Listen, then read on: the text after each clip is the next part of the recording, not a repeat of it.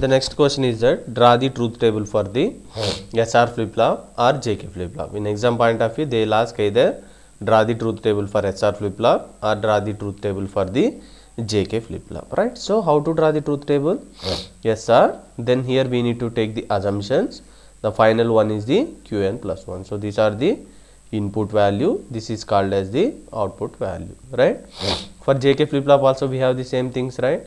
So one is JK, then Qn, one more is the Qn plus 1 is the output value, right?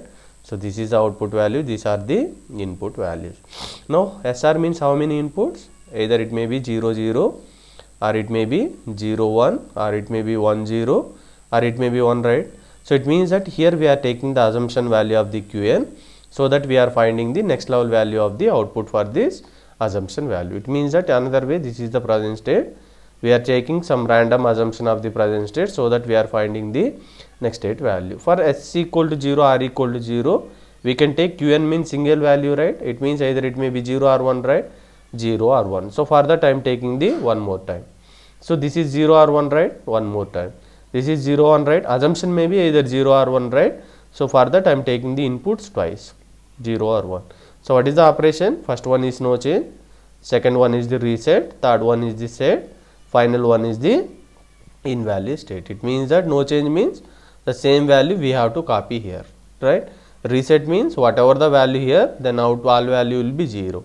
Set means whatever the value here, output should be 1. Reset means output should be 0. No change means previous value we have to copy. So invalid means it will produce the invalid or indeterminate output. The same way for JK flip flop also the same things, right? So two times we are taking each input based on the assumption value, right? Either it may be 0 or 1, 0 or 1, 0 or 1, 0 or 1. Simple thing, remember that, right? So remember that JK equal to SR for 0 0 condition, 0 1 1 0. The only difference where you will be finding the for 1 1 condition only. It means that what is output value? No change, reset, one more is the set. Here something we will be getting the different value, here we will be getting the different value. So no change means same value, reset means 0 0, set means always output should be 1. So here we will be getting the 0 to 1 or 1 to 0 is called as the toggle condition. In case of SR it is invalid, in case of JK it is the toggle condition. Now if they ask the question, what is the limitation of the, right? So what is the limitation of the SR flip flop means SR flip flop is invalid for the when S equal to 1, R equal to 1, we are getting the output as the unknown value. So this is the limitation of the SR flip flop.